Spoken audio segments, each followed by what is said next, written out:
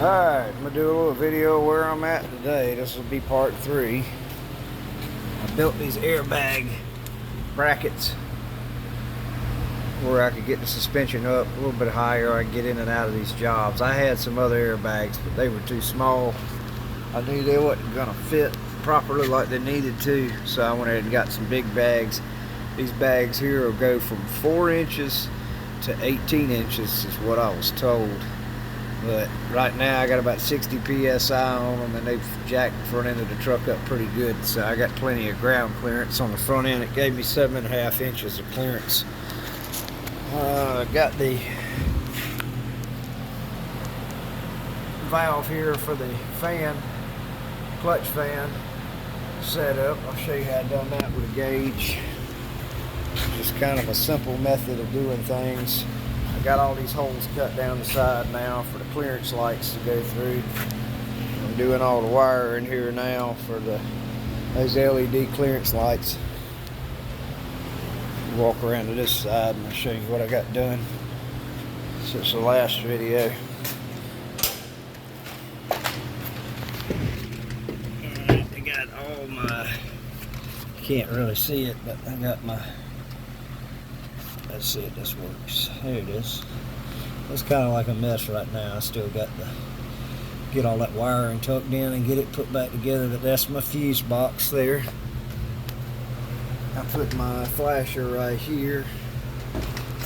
And this is that gauge I showed in the last video. I just mounted it right here on the dash where I could adjust the air pressure up and down there for when I go in and out of these jobs and I got to worry about ripping something off the exhaust or something else.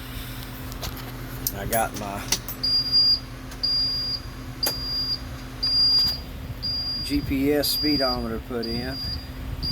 Cut this thing here off now. Anyways, that's the GPS speedometer. I put a new air pressure gauge, a dual function air pressure gauge in right here because it had another one in here. It just didn't look right. Alright, here's the Murphy gauge. I'm going to switch this truck off. You ain't going to hear that noise. But the way this works, you got a needle here and then you got the tack here. So whenever you take and adjust it, it's got an adjustment screw right there. You put a Torx in it. You adjust it over to where you want it to cut on and off at. Technically, the way this is supposed to work is for a Murphy shutdown system, but it's supposed to run up to, you can set it at 210 or you can set it at 200, wherever you want it to kill the engine at. But what I'm using it for is my clutch fan. So whenever the tack goes over, it's going to trip it off of this second pin right here, and then the relay is going to kick in, kicking my clutch fan on and off. So I got that rigged up that way there to where I got my, I can preset wherever I want my clutch fan to kick off and on that. I'd say this thing's probably got maybe 175, 180 degree thermostat in it. But I got 2 temperature gauges. I got one here and I got one here. So I took and hooked my low air buzzer, that's the light there for the low air light, and then I got the buzzer hooked up. I got my blinkers hooked up where they're working on the back and the front. This is the high and low beam switch. I bought this switch here. I got the light where it's, that's your high beams and your low beams.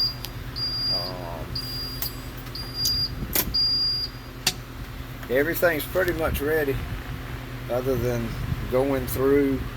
I'm gonna pull a vacuum on the air conditioning system and make sure that I don't have any leaks anywhere, and charging it up, and that should be about it. Finishing some air conditioning stuff. Still got to put a seat in over here on this side.